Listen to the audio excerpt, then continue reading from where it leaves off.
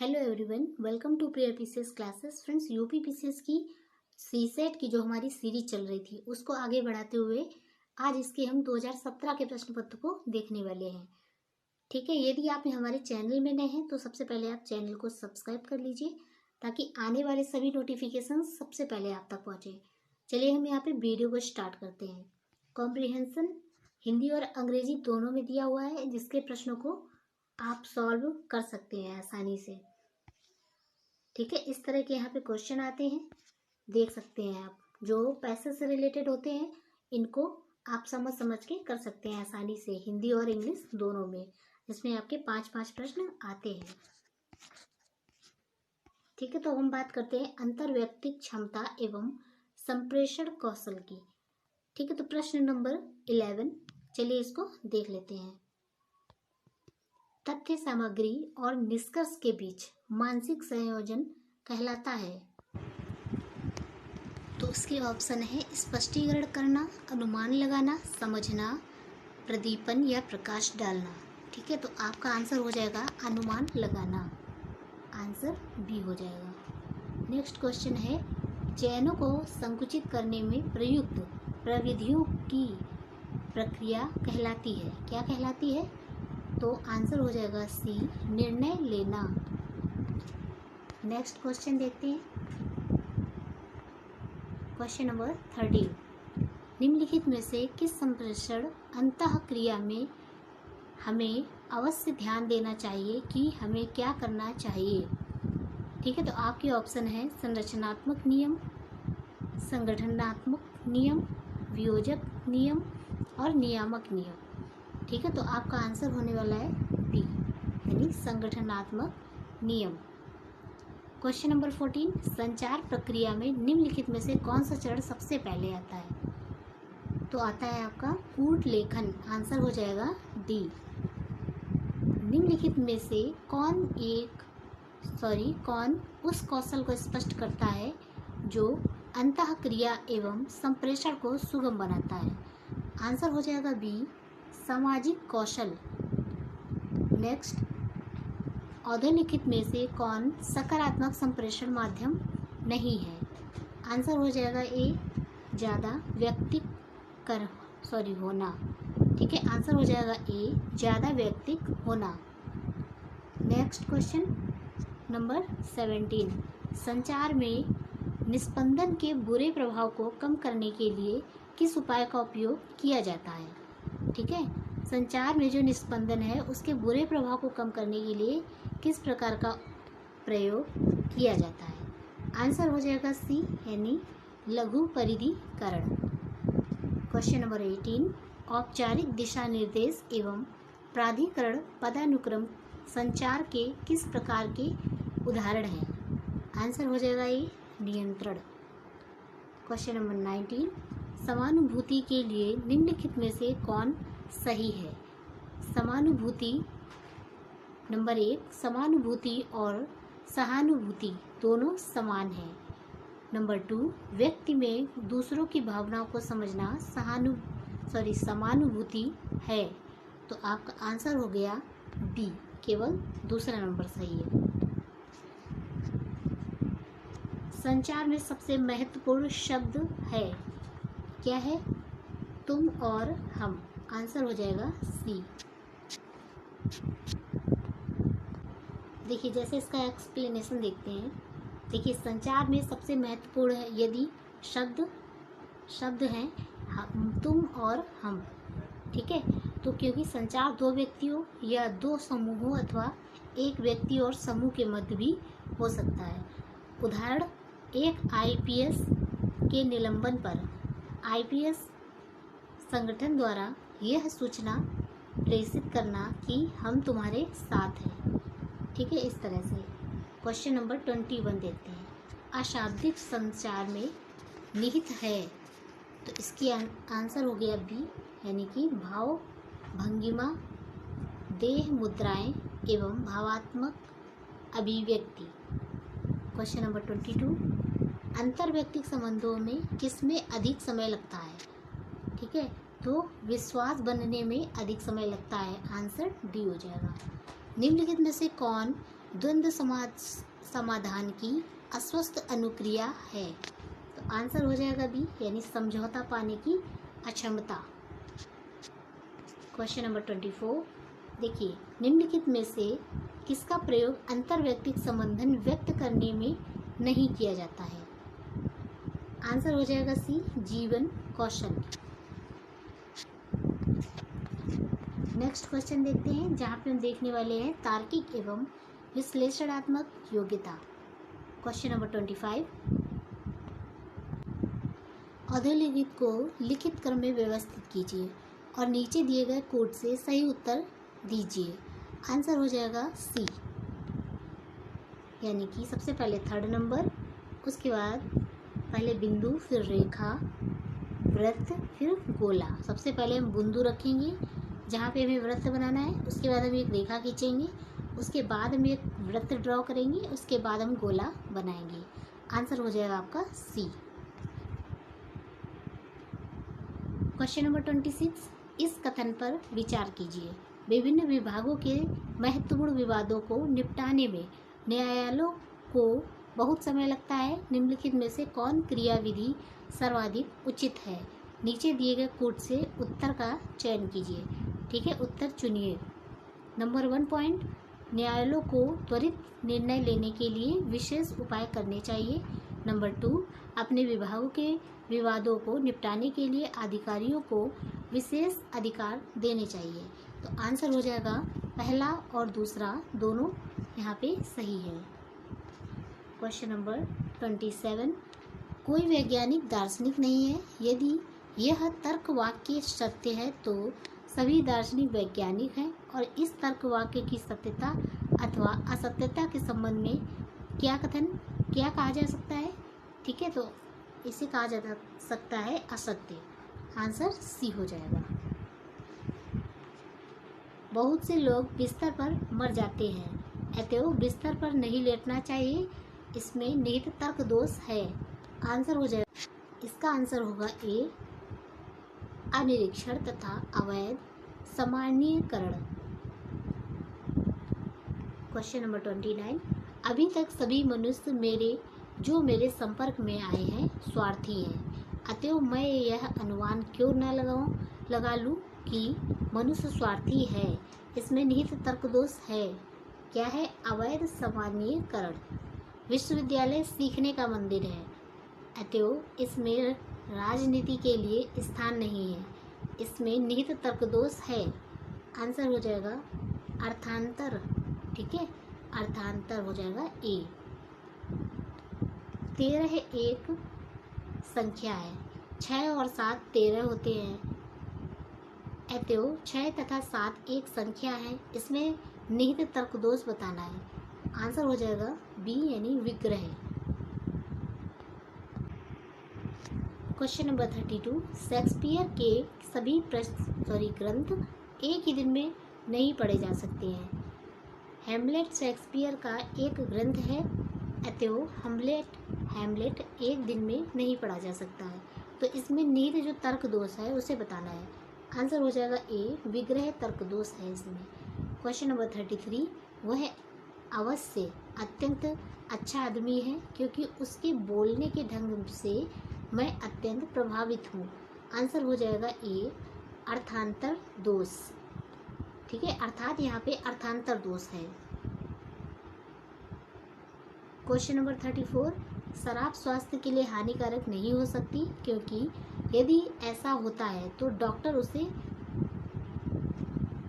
संतुष्ट ना करते। इसमें निहित तर्क दोष बताना है। आंसर हो जाएगा, तो इसका आंसर होगा अवैध सामान्यीकरण, डी। क्वेश्चन नंबर 35, युद्ध का लक्ष्य स्थायी शांति है, अतएव सैनिक सर्वोत्तम शांति बनाने वाले हैं। इसमें निहित तर्क दोष है। आंसर हो जाएगा बी, यानी चतुष्पदी। नेक्स्ट टॉपिक है हमारा निर्णय क्षमता एवं समस्या समाधान।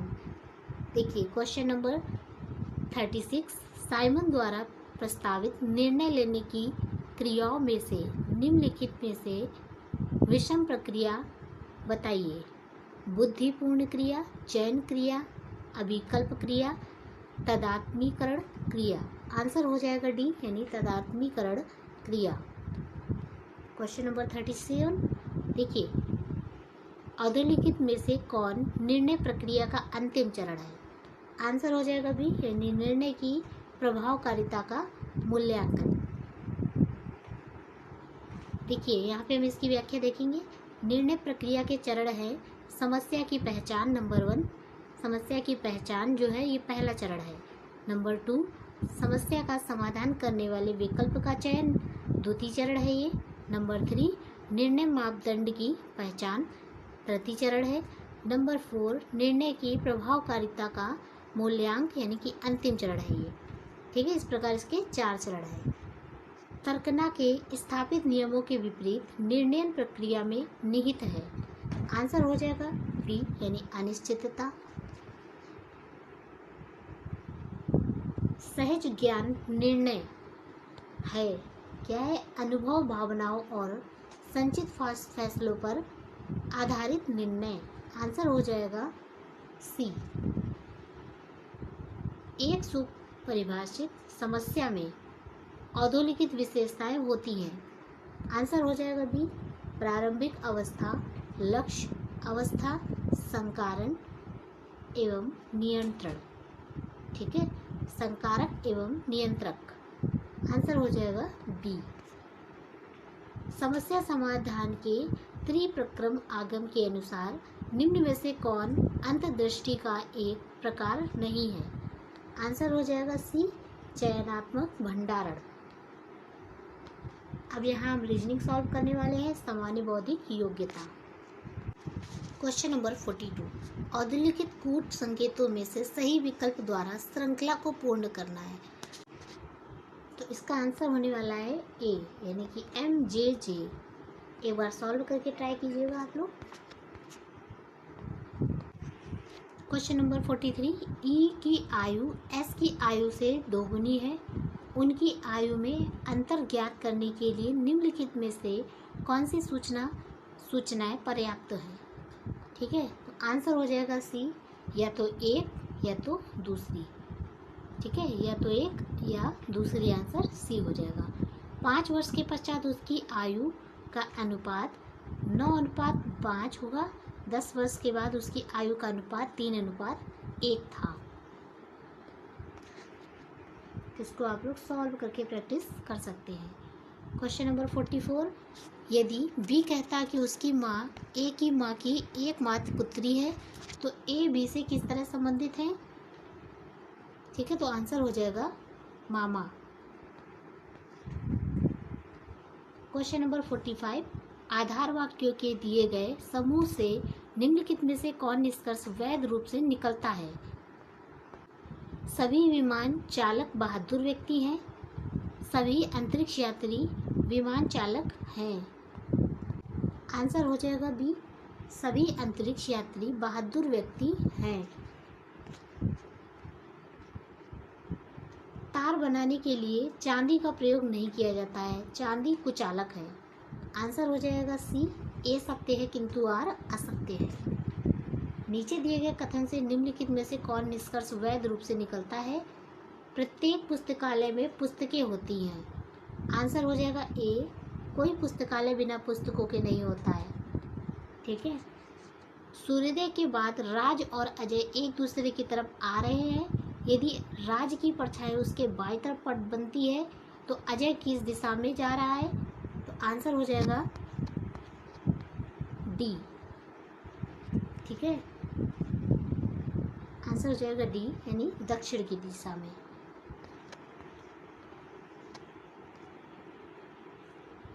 नब्बे व्यक्तियों की पंक्ति में रतन पवन के दाएं 15वां है जो बाएं से 40वें स्थान पर है।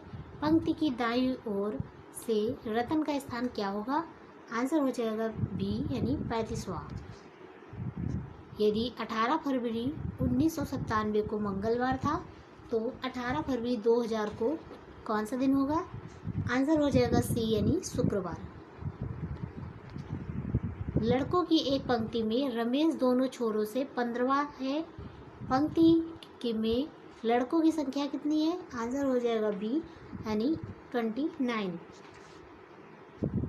यदि किसी निश्चित कोट में ALMIRAH को BNPMWGO लिखा जाता है तो निम्नलिखित में से किस कोड को DNRWLUA के लिए लिखा जा सकता है?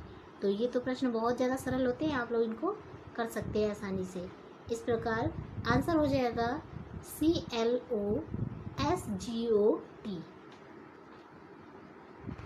Question number 53। घृणा प्रेम से सब उसी प्रकार संबंधित है जिस प्रकार सृजन करना संबंधित है। आंसर हो जाएगा सी, नष्ट करने से। उसे चुनिए जो अन्य तीन से भिन्न है। आंसर हो जाएगा डी, भिन्न। लुप्त संख्या ज्ञात करनी है, ठीक है। तो लुप्त संख्या इसमें से कौन सी है? इस जगह पे आएगा आपका 8, यानी आंसर हो जाएगा बी। एग्ज़ाम का टाइम बहुत कम बचा है, आप लोग ज़्यादा से ज़्यादा रिवीजन करें और अच्छे से current affairs plus previous year question paper ही देखें। समय का यूटिलाइज कीजिए। निम्नलिखित आकृति में त्रिभुजों की संख्या ज्ञात कीजिए। आंसर हो जाएगा डी यानी 12। यहाँ पे आपके 12 त्रिभुज बनेंगे। लुप्त संख्या ज्ञात कीजिए। आंसर हो जाएगा सी यानी लुप्त संख्या की जगह पे आने वाला है 10। निम्नलिखित 3 चित्रों का परीक्षण कीजिए जिसमें संख्याएं एक निश्चित पैटर्न का अनुसरण करती हैं।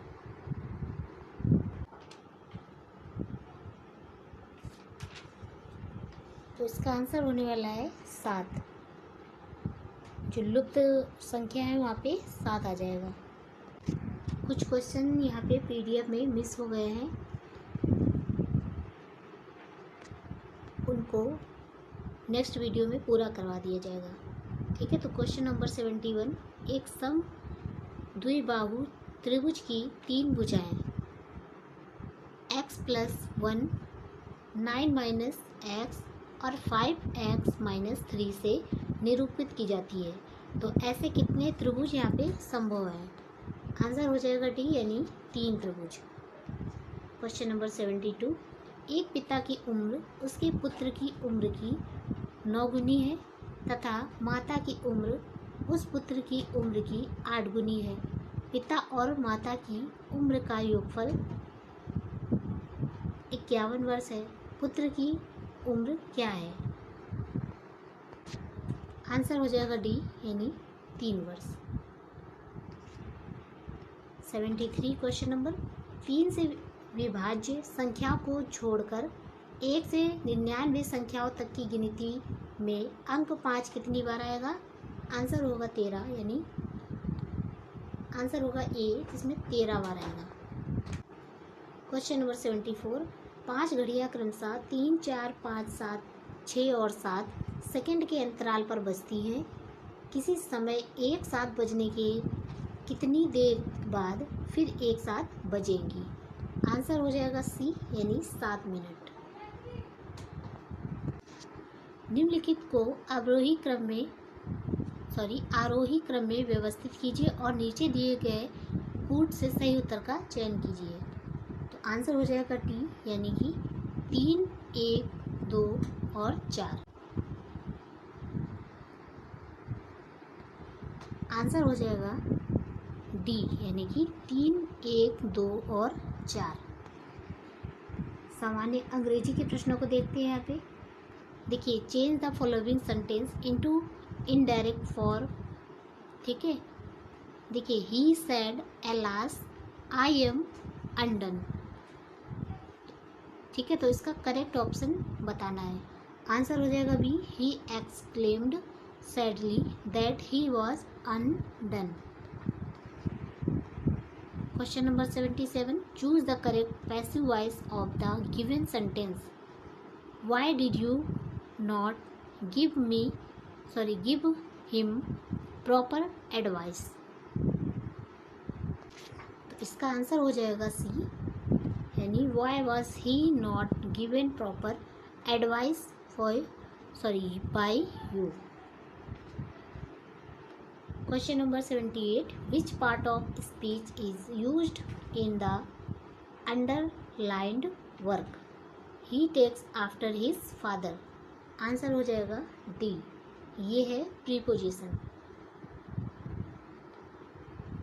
आफ्टर क्या है? एक प्रीपोजिशन है। Question number 79, fill in the blank in the given sentence choosing the correct option. The rule is applicable to everyone. यहाँ पे आ जाएगा आपका टू। आंसर हो जाएगा B. Question number 80, select the correct meaning of the item from the following. Govind has left his country for good. Answer हो जाएगा B, forever. Fill in the blank in the given sentence with the correct preposition. I have decided to give up. ठीक है, give up drinking. Answer हो जाएगा D. Fill in the blank in the given sentence with the correct preposition. At last he made up. Answer हो जाएगा C, his mind to support us. Find out the word incorrectly spelled. तो answer हो जाएगा सी, admission.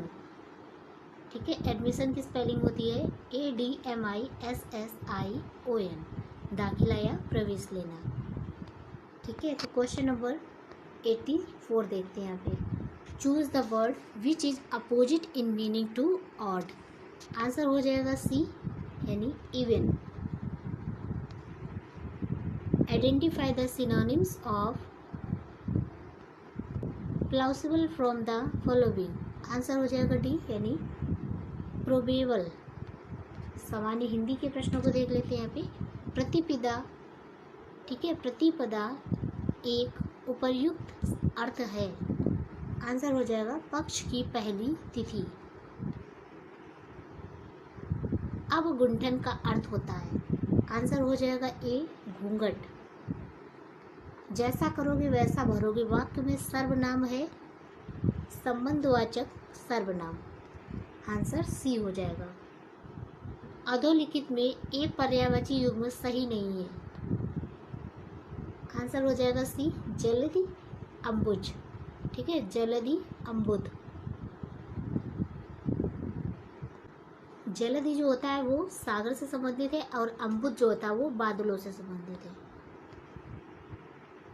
गूलर का फूल होना का अर्थ होता है दुर्लभ होना। आंसर डी हो जाएगा। भभूत का तत्सम रूप होता है। आंसर होगा ए, विभूति। ठीक है, क्वेश्चन नंबर 92, सदैव में संधि है। आंसर हो जाएगा ए, वृद्धि संधि। चौराहा में समास है द्विगु। आंसर हो जाएगा सी। अनुरूप का विलोम है प्रतिरूप। आंसर हो जाएगा बी। अधोलिखित में से एक भोजपुरी क्षेत्र नहीं है, तो इलाहाबाद। इलाहाबाद जो है वो भोजपुरी क्षेत्र नहीं है, जबकि देवरिया, मिर्ज़ापुर और बलिया है। क्वेश्चन नंबर 96, फैजाबाद जनपद में बोली जाने वाली बोली है अवधी। आंसर डी हो जाएगा।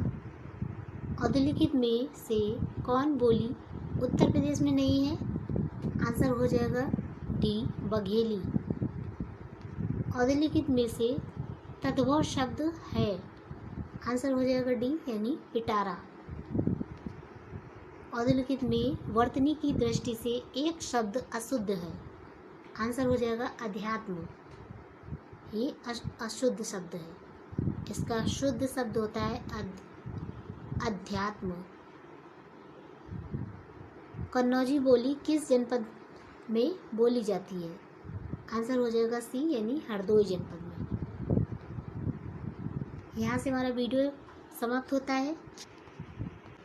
जो प्रश्न हमारे प्रारंभिक गणित के रह गए थे, चलिए उनको भी देख लेते हैं। अधोलिखित कथनों पर विचार कीजिए, जिसमें आपकी कुछ डिजिट दी हुई हैं। इनका गुणनखंड करना है, x+3 है। ठीक है, उसके बाद में यहाँ पे कुछ डिजिट दी गई है, इनका गुणनखंड x-2 है। तो उपयुक्त कथनों में से कौन सा सही है? तो इसका आंसर हो जाएगा डी, ना तो एक सही है ना तो दूसरा सही है। इसी प्रकार यहाँ पे सम दिया हुआ है, इसका सरलतम रूप बताना है। आंसर हो जाएगा, सॉल्व करने के बाद इसका आंसर 1 हो जाएगा, आंसर डी हो जाएगा।